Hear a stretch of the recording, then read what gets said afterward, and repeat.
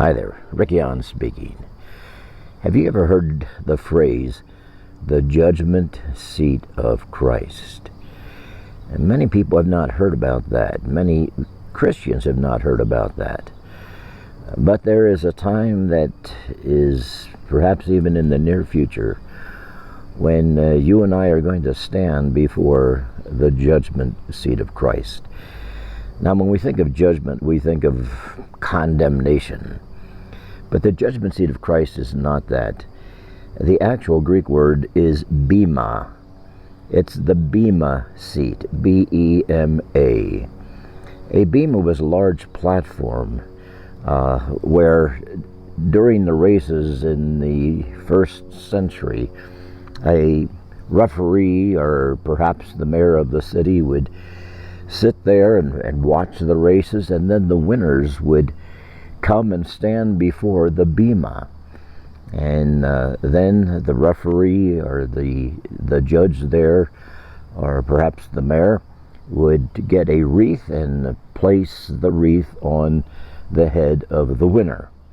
The wreath was called a Stephanos. We get the name Stephen from that. Stephanos is a winner's crown. And so the Bible talks about this judgment seat of Christ. We are told, we are confident, and I say would prefer to be away from the body and at home with the Lord. The Apostle Paul elsewhere says to be absent from the body is to be present with the Lord. So we are confident, I say, and would prefer to be away from the body and at home with the Lord. So we make it our goal to please Him, whether we are at home in the body or away from it. For we must all appear before the judgment seat of Christ, that each one may receive what is due him for the things done while in the body, whether good or bad. It actually means whether profitable or unprofitable. The Lord wants to reward us for a faithful life in honoring Him and serving Him, worshiping Him, ministering to others, and that reward is going to be given at the Bema seat, the judgment seat of Christ. You can find out more about the Bema seat if you are interested.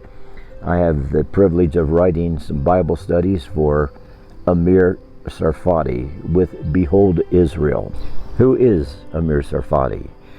Well, I met Amir back in 2006 when I was leading tours to Israel. He was our Israeli guide, and he was quite a young man at the time, and I was amazed that this young Jewish man, who, by the way, is a believer in Jesus Christ, that this young Jewish man knew so much about the Bible. And when we went back then in 2008, I requested that we get Amir Sarfati. We've had Amir at our church when I was a pastor. We had him at our church several times, and he and my son have written 3 books together, and they have another book coming out, which is a fiction book. And I have had the privilege of being able to write for Amir when it comes to these Bible studies. And this is the Bema seat of Christ. You can get this on beholdisrael.org. All one word, beholdisrael.org.